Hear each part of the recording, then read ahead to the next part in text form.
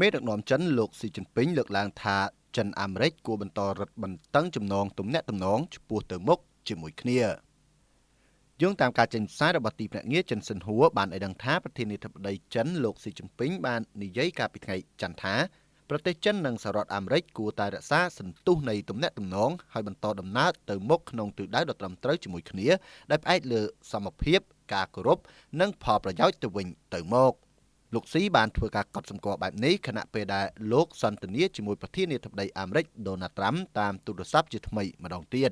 លោកស៊ីបានកត់សម្គាល់ថាលោកនិងលោកត្រាំបានជួបប្រជុំគ្នាដោយជោគជ័យនៅទីក្រុងប៊ូសានកាលពីខែមុនហើយឈានដល់ការយោគយល់គ្នាសំខាន់ៗជាច្រើនបន្តទៀត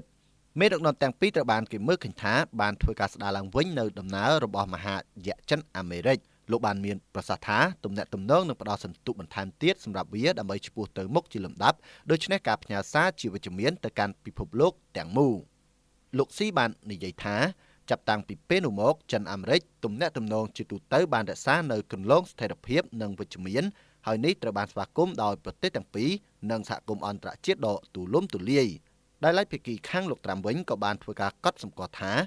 លោកប្រធានាធិបតីស៊ីគឺជាមេដឹកនាំដ៏អស្ចារ្យដោយបន្ថែមថាលោករីករាយនឹងកិច្ចប្រជុំរបស់លោកជាមួយលោកស៊ីនៅទីក្រុងប៊ូសានហើយបានចែករំលែកយ៉ាងពេញលេញនៅយោបល់របស់លោកស៊ីអំពីទំនាក់ទំនងរបស់ប្រទេសទាំងពីរ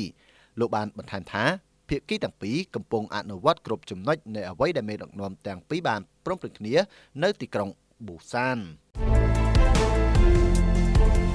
អនាគតរបស់លោកអ្នកកាន់តែភ្លឺស្វាងដោយសាកលវិទ្យាល័យ Bill Braille